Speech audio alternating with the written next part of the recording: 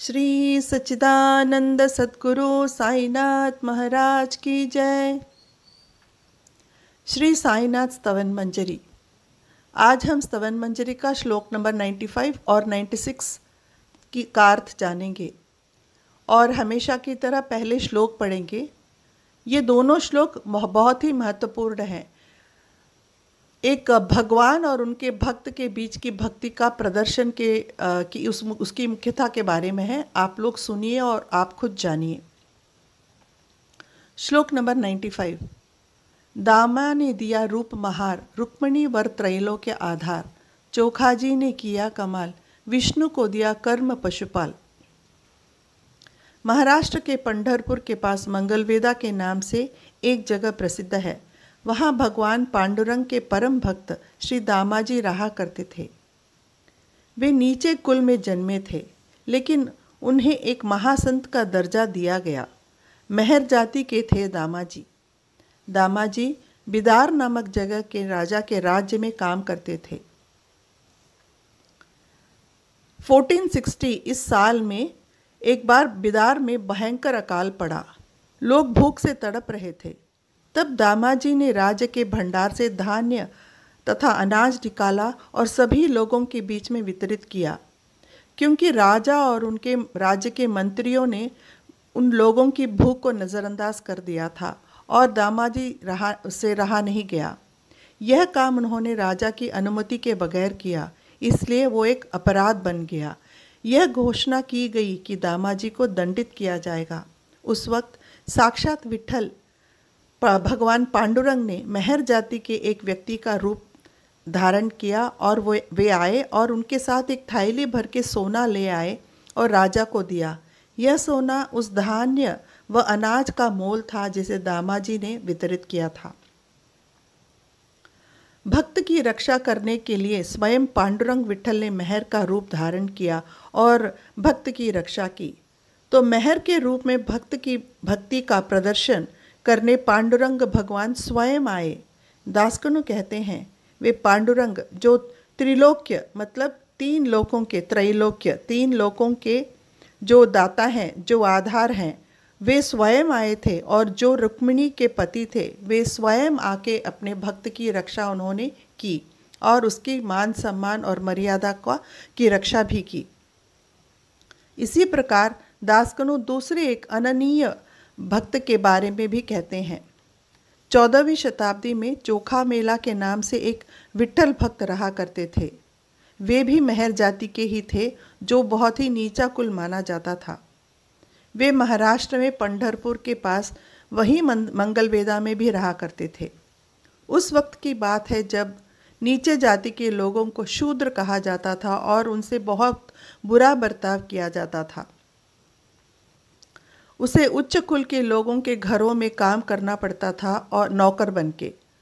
ये उनके ज़मीन पर भी मजदूरी करते थे उच्च कुल के लोगों के। जब उन उच्च कुल के घरों में या उनके ज़मीन में कोई भैंस, बकरी, गाय या किसी भी जीव जंतु की मृत्यु होती थी, तो इन मेहर जाति के लोगों को ही उस मृत जानवर के शरीर को ले जाके गांव के कहीं बाहर फेंक आना पड़ता था। तो ये काम चोखा मेला को दिया गया था, तो वो यही काम करते थे।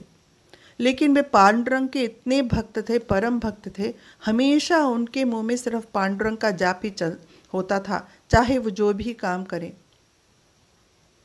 तो उनकी भक्ति के से प्रसन्न होकर, अति प्रसन्नित होकर साक्षात भगवान महाविष्णु ने क्या किया, वो कर्म किया। वो कौन सा कर्म? पशुपाल का कर्म। मतलब जो काम चोखा मेला जी करते थे, मरे हुए गाय, भैंस, बकरियों को ले जाके बाहर, गांव के बाहर फेंक आते थे, वो काम साक्षात महाविष्णु ने चोखा मेला के लिए किया था। स्वयं ईश्वर ने चोखा मेला की भक्ति के बदले में उनका यह काम किया और किसी जाति या भेद का मन में उन्होंने नहीं एक विचार आने दिया। दासकनु कहते हैं, भगवान की भक्ति में न ऊंच है न नीच है, न अमीर है न गरीब, या फिर कोई न जाति है न कोई और कुल। हर क्षण भगवान अपने भक्त की सहायता और रक्षा करने के लिए आतुर रहते हैं।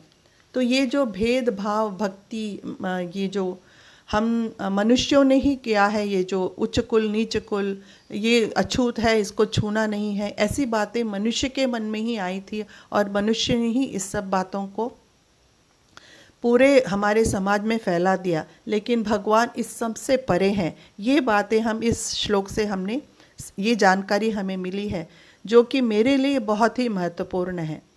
अभी श्लोक नंबर 96।